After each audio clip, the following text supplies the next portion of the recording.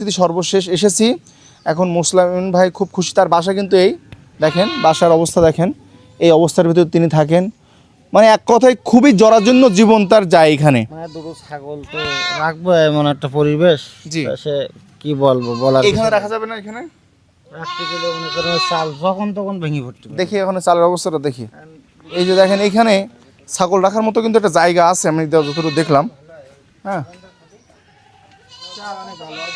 ভাই, চাল কিন্তু ভালো আছে ভাই, কিন্তু কয়েকটা বাঁশ ভেঙে গেছে, তাই তো?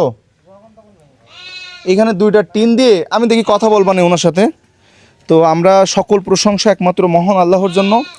কামাল ভাইকে অনেক অনেক ধন্যবাদ এত সুন্দর এনার জন্য, এত সুন্দরভাবে একটি কাজ করার জন্য। এবং তিনি কিন্তু আমাদের সাথে বিনয়ের সাথে কাজ করে যাচ্ছেন, তার জন্য অনেক অনেক দোয়া এবং শুভকামনায় রইল।